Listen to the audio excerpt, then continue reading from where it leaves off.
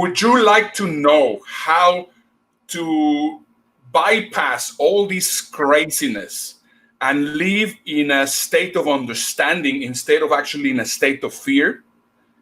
Keep watching, because this is going to be very interesting for you.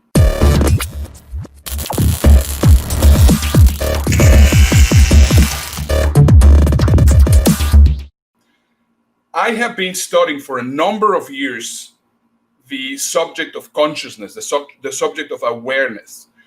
And there's many theories about it. And one of the things that I always notice is that anybody that talks about awareness or talks about understanding or talks about consciousness, they always do it in levels. So the question is, what level of awareness do you have? What level of consciousness do you have? This is a great question, and let me just get started so that you can see my own creation of how I see consciousness works. But in order to do that, you will need to know how these different levels for different people are about. So this is Mike Cheng, which is a very famous fitness guru in the internet, and this is his take on it. Look at how he actually talks about consciousness in levels. Have a look. Did you know that the level of consciousness that you operate at determines every single thing in your life? It determines how you look at the world, how you look at other people, how you look at yourself. It determines whether or not you're happy. It determines whether or not you're scared. It determines whether or not you have courage. It determines everything. It determines whether or not you find solutions, or whether or not you're creative, or whether or not you're hitting walls all the time. And there are particularly 4 stages of consciousness. And it's, if you are dealing with a lot of problems, if you are feeling like the world is just knocking you down, and you're just getting it handed to you, okay? It's not your fault. It's your level of consciousness. It's not you, okay? It's like a relationship. Oh no, it's not you, it's me. No, well, it's not you per se. It's your level of consciousness. And I say that because when you change your level of consciousness, suddenly those things aren't happening anymore. Okay, that's why I say it's not you. But you have to change it. Okay, other people can't change it. You have to change it.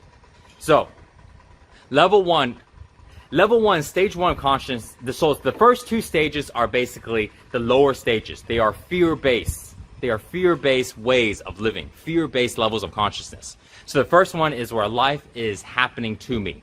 These type of people, when this happens, and I say these type of people, but when this happens, we feel like we are being a victim to people, victims to situations, and we feel powerless. Man, these things are happening to me and I can't change it, and it's so frustrating. Oh my God, I need help.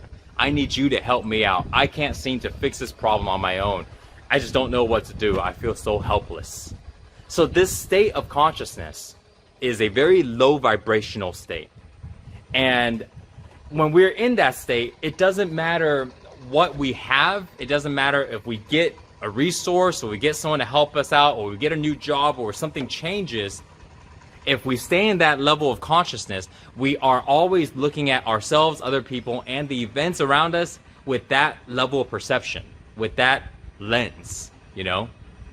And it won't change. We will still have that same way of looking at it, even though outside things seem to be changing. And that's because the inside, the level of consciousness, is where it's at, okay? What we need to do is we need to increase the level of consciousness, increase the vibrational frequency in our body. So this way we can rise up in a level. So this is, I think, something very interesting. First time that we're seeing something about consciousness. I mean, as I was saying, I have been studying consciousness and awareness for a while, and everybody that talks about this talks about levels.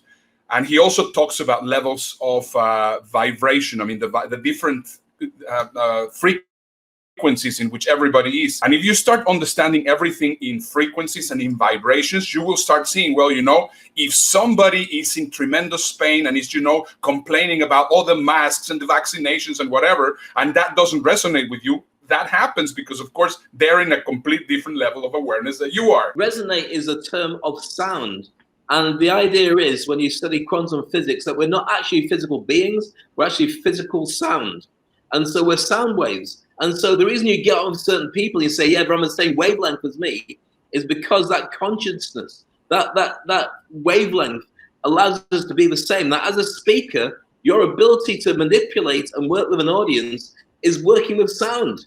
You get the Wi-Fi code of the room, you raise them up, you put them down, you can actually physically feel when they're feeling low, and you can feel it like an avalanche or tsunami when they're really on a mega high, you feel it in the back of your neck.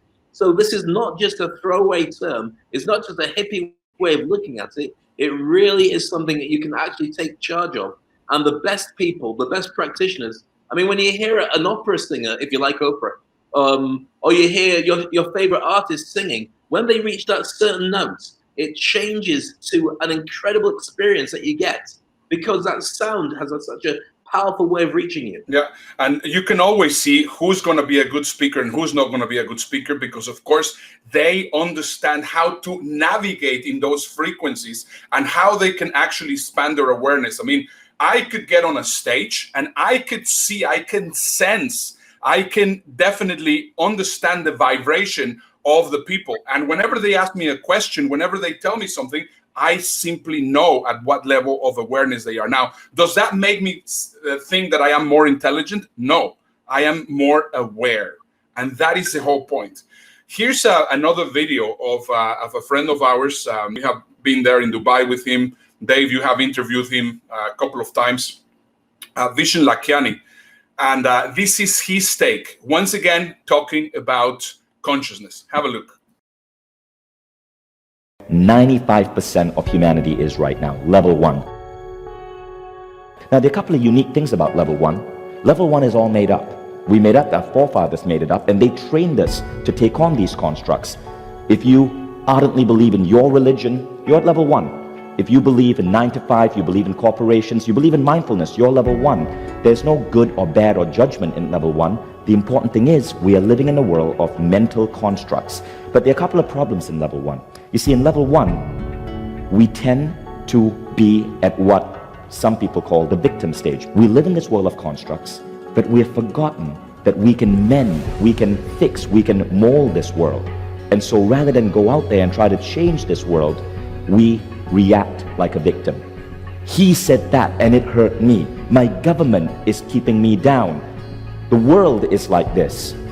And most people live like that. They feel helpless in the face of this giant 7 billion human being planet that we live on, with so much happening all the time. But at a certain point, you start waking up. And when you start waking up, that's when you start getting to level 2. I call level 2 the state of the culture hacker. Because here's what happens at level 2. At level 2, you start questioning culture. Now, what is culture?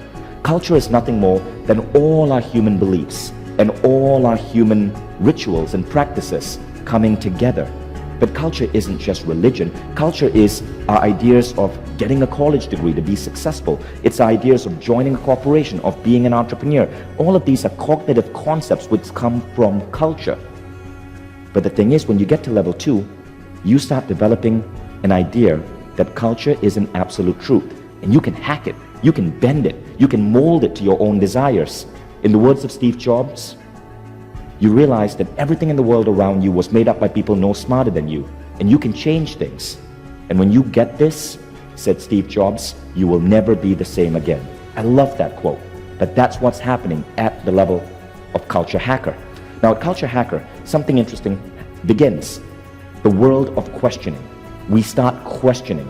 Most people don't question because, when a kid grows up and they start asking their parents, why?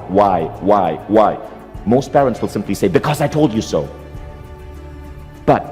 So we tend to kill that ability to question at an early age. But most of you are here because you question. If you're watching this as a video on YouTube, you're curious, you're beginning to question. Congratulations, you are already most likely at level 2. So level 2 is the level of questioning. But something else happens at level 2. At level 2, not only are you questioning culture, but you begin to see that the world around you is bendable. You don't like the 9 to 5? Great, you become an entrepreneur. Or you start a company with flexi time. You don't like the idea of marriage? Great, you come up with your own ideas of how a man and a woman should relate. You don't like the idea of college degree? No problem, you drop out and start your own thing. you begin to question the conventions of culture. And this is where an important insight enters your head. Life can happen to you, or life can happen from you. When you grasp the idea that life is within your control, that you have the ability to bend reality, you're at level 2. Beliefs are hackable. Beliefs are swappable.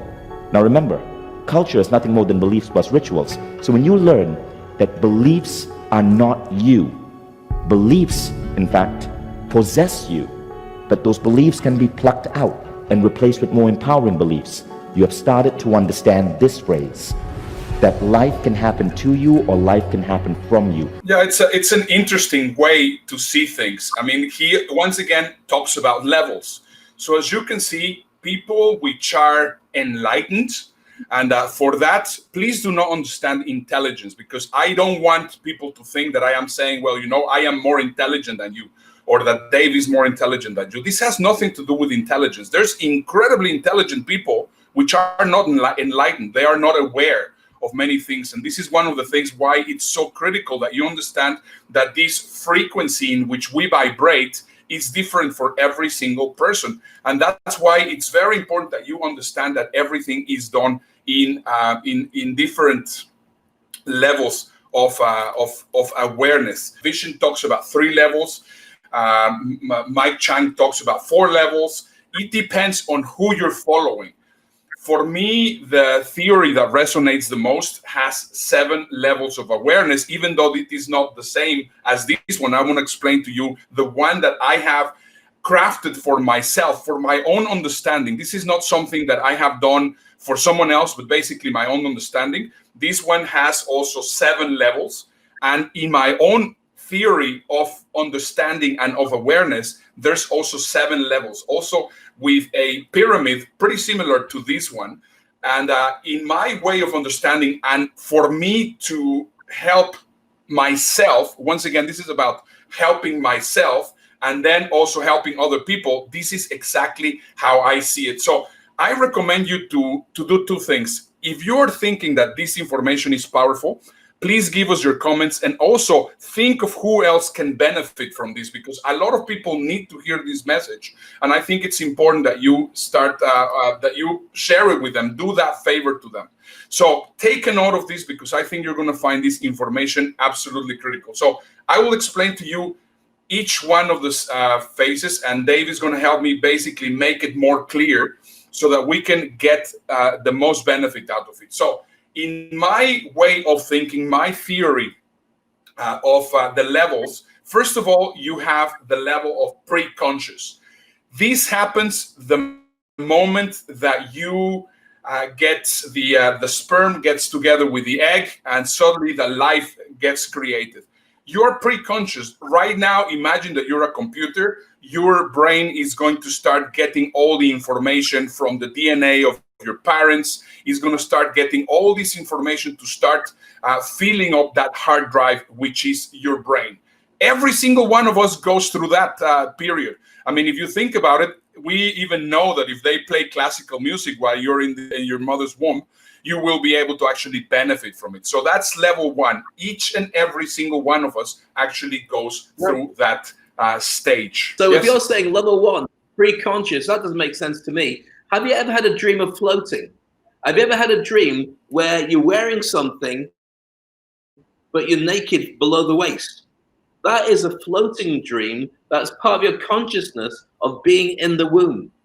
What happens is if you had a dream where you're floating, not quite flying, and you're moving around at some kind of walking speed above people, that is a memory that was implanted to the experience of the 9 months that you spent in the womb. So it did make an impact on you. And certainly for my beautiful daughter, Maya, I used to talk to her every night when my wife was pregnant. I used to tap on the stomach and have a chat with her. And strangely enough, when she was born, she popped out, as happens, and I mentioned her name, and she looked straight for me because she'd heard me talk to her for 9 months beforehand. That wasn't by accident. Yeah. So there you go. Yeah, so everybody goes into that level. I mean, and this is why it's so important that you understand this. Now, the second level of awareness, the second level of consciousness, it's called the identity programming. Now, you're going to see that there's the first level and the second level. The first level it's not going to end up just by you being in the womb. Actually, you are born and you have absolutely no memory of what happened to you during the first 3 to 4 years of your life. I mean, you don't remember much about that because you were still in the pre-conscious level. In this pre-conscious level, I mean, you really do not really have too many memories. Now you go into level 2, basically the identity programming, the moment that you have your first memory. Think about it. When was your first memory? When, at what age did you have your first memory? And you're going to see that possibly was 3 or 4. My first memory, I think I was 4 years old, and I fell down off one of my parents used to live in a very steep street in Mexico City, and I fell down from one of a tricycle, and I really hit my head, and I was very, very scared. That for me was the first memory. Think about when was your first memory, and that's gonna actually mark the moment that you went from level 1 of consciousness to level 2. Now, when you got to level 2, you started living on a level of consciousness where you were not living really your life yourself through your eyes, but you were living your eyes through the eyes of your parents' island, and you were raised by Thai people. You will have seen the world from the point of view of how Thai people will see it. If you would have been born in Japan, as we are seeing those kids there on the screen, you will also be raised in a very different way than if you will be brought up in Mexico or in the UK or in the Netherlands. And every single thing that we do happens through that through that perception of your parents. That's exactly when your identity is being programmed. So you can actually take away a Chinese boy and raise it in the United States, and that kid is not going to have the same identity programming. Even though his DNA could be from that country, he's going to have the DNA from the parents. And that goes all the way till you're about 11 years old, 12 years old. You are going to see the world in the exact same way as your parents see the world. If your parents are Republican, you're going to think, you know, up with Donald Trump. If your parents are Democrat, you're going to say, oh my goodness, I hate Donald Trump. Not because you really think that way, but because, of course, that's the programming that your parents are providing. Well, what we got as a theory when we work with NLP and hypnosis is that the cutoff date is actually when you're about the age of 7. Up until 7, you have no ability to be in anything that's really conscious. You're in your subconscious, in a dream world all the time. Somebody tells you something, you take it in, it must be true. The parents are gods, everything that they say to you, believe in fairies, everything, it's all there. Until you get to about the age of 7, then a lid gets put on everything that you've believed up until then. And then after that, the parents talking to you is helping to shape the version of what you had. And you start to realize that parents aren't gods, they're actually just older than we are. And they know a lot more than us, but sometimes they're actually starting to get it wrong. And you start to have your own opinion on how things go. And it's really interesting to see how that affects them, because there's actually experiments done, one about a guy who decided to take on a chimp and his baby at the same time, and he allowed them to grow together as friends, and they both learned together. The chimp is learning a lot faster than his own kid, and the only reason he split them apart, because they were inseparable, they both thought they were the same creature, is when his own son decided that he was having, well, he didn't decide, he was having difficulty speaking, because every other test that they did, the chimp was faster at doing it until the ability to speak came. And the little boy didn't work out how to speak until they separated them from each other, and then the boy learned. So we don't even know what species we are until we're actually taught by everybody else. Yeah, funny enough that those beliefs about racism and they are not instated in the kid just because of that. It is because they are absorbing the identity programming of the parents. By now, you should understand, okay, I have gone through that level of development, that level of awareness. Then I went to my second level of awareness. Now what happens? We go to the third level of awareness, and that starts happening when you become a teenager. That's the level of belonging. You want to belong to a group. You want to belong to a pack. Now you start already outgrowing your parents, because of course you start feeling awkward if your parents hold your hand, or you start feeling awkward if your parents, talk to you while you're with your friends, and you start feeling awkward. You start actually growing to that level, because now you want to belong to a another group, to another social group, for the first time you want to belong to a group. This is exactly the time when kids, in the past it was smoking, right now it's vaping. I mean, right now the biggest vaping population are basically teenagers, because it's the cool thing to do. Also, you feel very comfortable and you start wearing the same hairstyles. I mean, if you look at that picture here, we can see, I mean, the kids could be very different, but they're having the same hairstyle. They start using the same clothes. They start using possibly earrings, or they will get a tattoo, or they will start doing all sorts of things, because of course they want to belong to a pack. Now, this is a very important thing, because of course, for the first time in our lives, we feel that we are connected to people outside our household. So this is also another important level of development. Now, this is important, but the problem is this is where most people get stuck.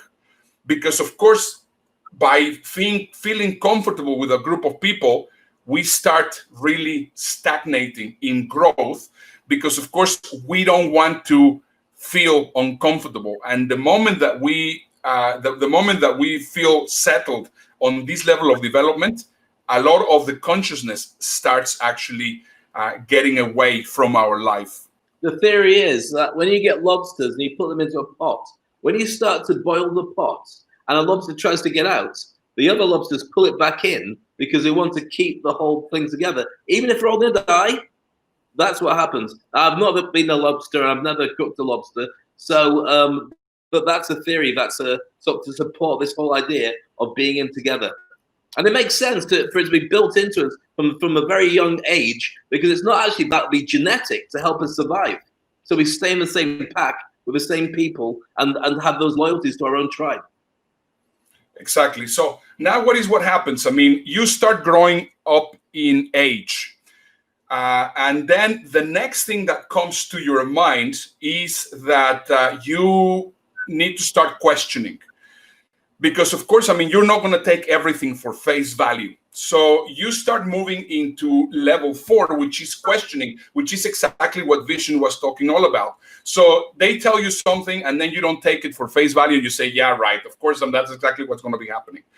Now, just think about how it was. I mean, when you were about 16 or 17 years old, I can guarantee you that you had a very good friend, and possibly you decided to go into some sort of remote location. You took a bottle of wine and you started talking about everything that was wrong with the world. And between the two of you, you were going to fix the world.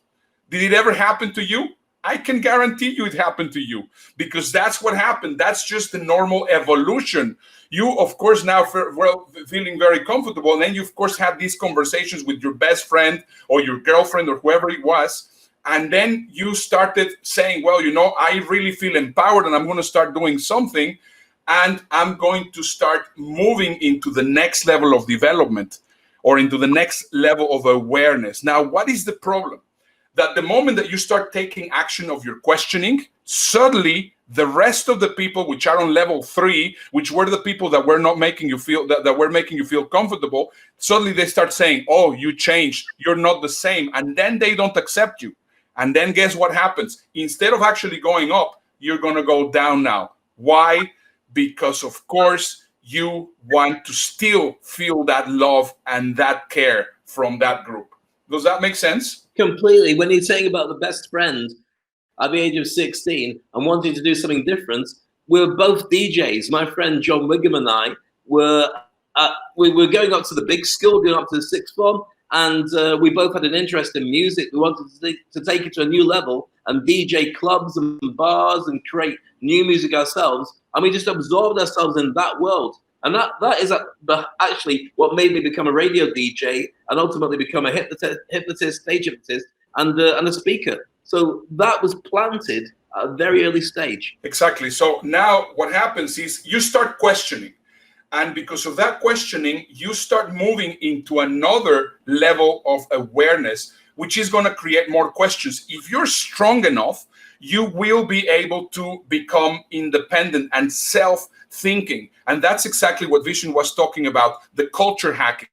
You're going to be able to become an entrepreneur. You're going to be able to start thinking for yourself. However, that's also going to have a lot of questions. And the reason why I would like to illustrate this level number 5 with a seagull, it's because it reminds me of the book Jonathan Livingston's Seagull, which is a book that I definitely recommend you to read. I mean, it was one of the books that I read when I must have been 12 or 13 years old. And it made a big impact in my mind because, of course, I knew that I didn't want to belong to the flock that was eating garbage just close to the beach. I mean, I wanted to soar. I wanted to go high. Possibly, I mean, that metaphor that everybody talks about, the eagles, you know, eagles are a different kind of species, but I think being a seagull, it actually makes a lot more sense because, you know, seagulls can also break and can fly very high the moment that they understand that consciousness level needs to go higher. So it's an incredible book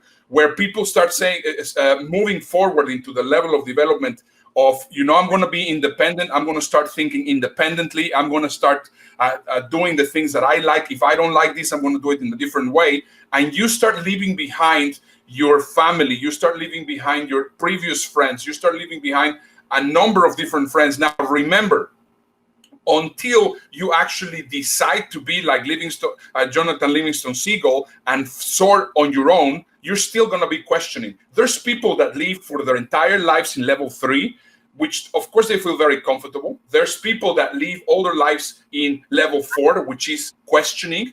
And then the people that stop questioning and they move to level 5, which of course also requires questioning, but it's going to help you become your own person.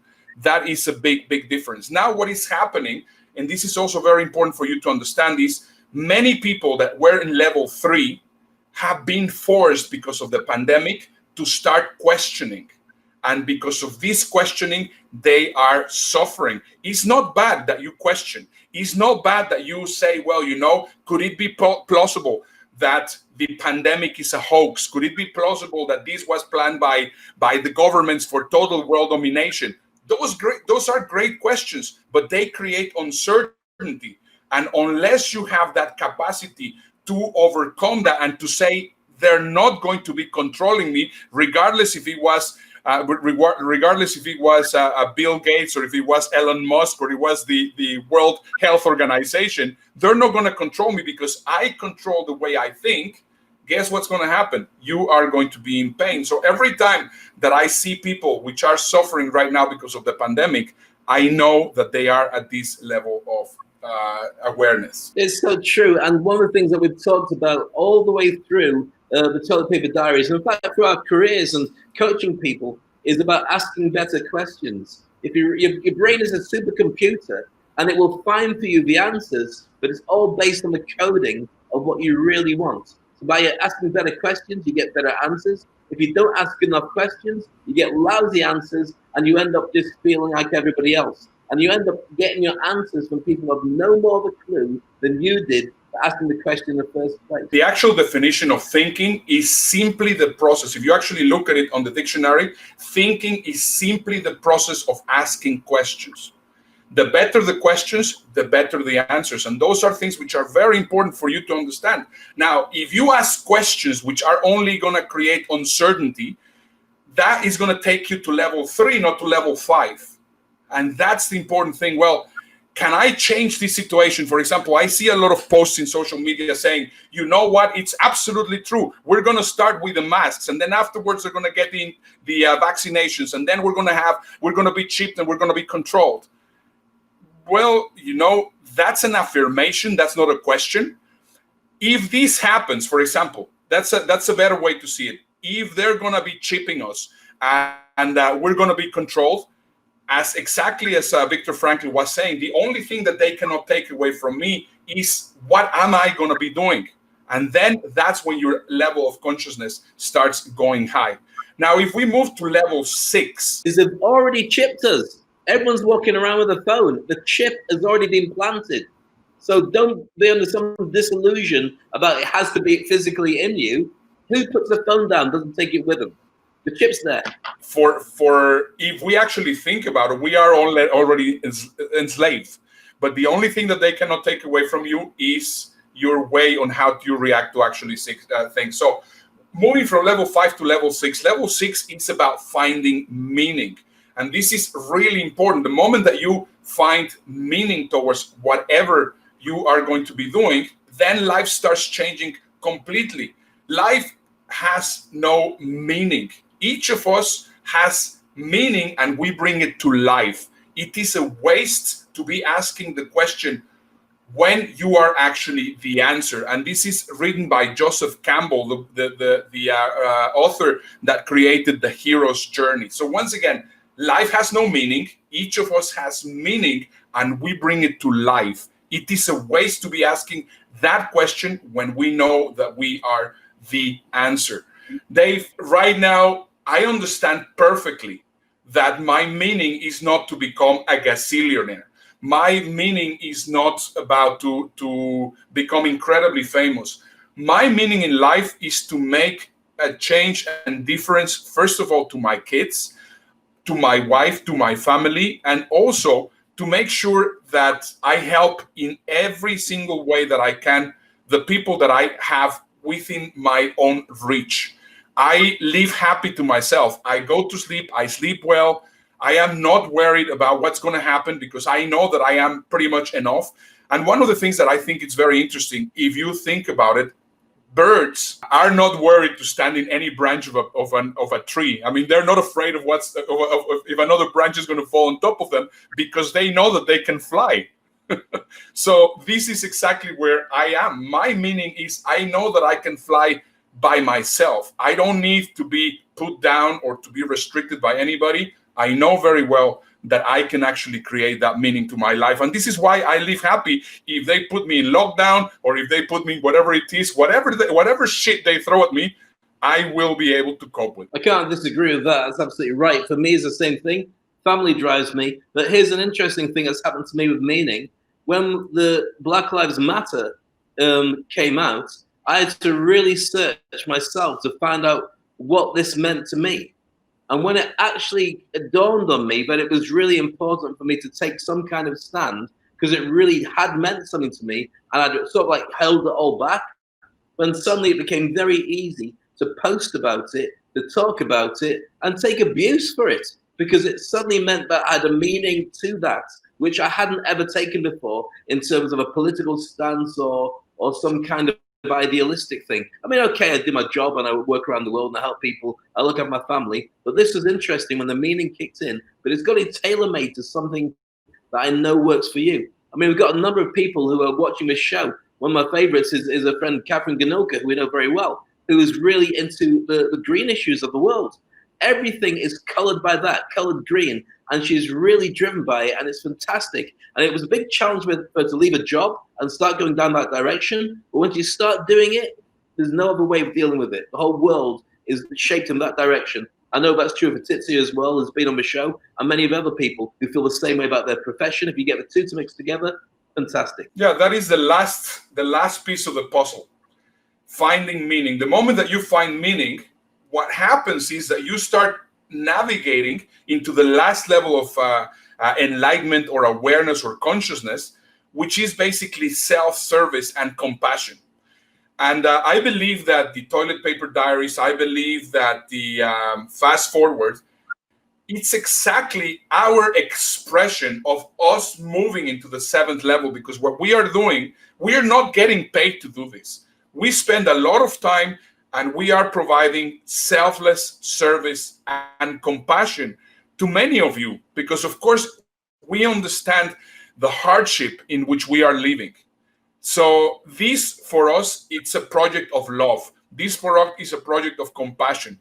This for us is a project of growth into ourselves, which I know is going to be beneficial also for the rest of our lives. Absolutely, some great comments there. And Tizia was saying about being the captain of your own ship instead of sailing along other people's ships. And the Global Gal, our friend Brenda McGuire, was saying, make sure you follow your own GPS when you do that and not anybody else's. And here's where we're talking about this whole show and what we've been talking about all week. The challenge is when you are following somebody else's GPS, it's not yours. And when it ends up taking you to a place that you don't feel comfortable, you feel completely lost. That's why if you do it right, even if you're following somebody's GPS, but you buy into it, you feel that it's your choice and your journey. But why do that at all? Why not just make it the one that you really want? So whether it goes good, it goes bad, it stops tomorrow, or it continues to your 120, you know that you drove the whole thing from the very beginning. We have to think of consciousness, of awareness as a continuum. You're going to have a range of experiences, and you need to be aware and alert. You need to be aware that you are possibly in a level of consciousness which is not helping you. You have to understand your thoughts and your feelings and your emotions. Sometimes there's going to be control processes. Sometimes there's going to be things which are in automatic pilot or automatic processes. Sometimes you're going to cut yourself daydreaming that things will be better. You can make them better. You're going to be altering states. You're going to be having different sleep patterns. And those are the things which are very important. You have to completely be aware of what is going on in your life, because that is going to be the best thing that you can actually do for yourself. Don't feel that what is happening is that bad. I get a chance to concentrate on the stuff I really want to do and not put up with other people's BS and do their stuff. And the reason I do like it is because I've already reached a certain level where I've got more time to devote to the things that I really want to do and less time being driven by everybody else's world. What I don't like is, well, I cannot travel and I cannot do things that I really, really enjoy. But I mean, in the other hand, I am finding the positive out of all these things. I am not worried if they're going to give me a vaccination and I'm going to be chipped. I mean, I'm not going to be fighting if I'm going to be wearing a mask or not, because of course that is just irrelevant. But you can see, I mean, when you see people which are just getting so much caught into that, all you need to do is think, you know what? My awareness is a lot higher than their awareness. And instead of bashing them, ask them questions so that they will become more aware of how the circumstances are working. Well, I hope you enjoyed the video, and if you really enjoyed it, then make sure you watch one of these two videos afterwards. And Ernesto, why are you staring up on top of my head? Dave, your hair is actually thinning out. Well, if it is, it's about the only thing getting thin on this show. Here on this side, we have some more amazing videos for you to watch. My name is Ernesto Verdugo. And my name is Dave Crane. No, sorry, it's the other way around, isn't it? Is it?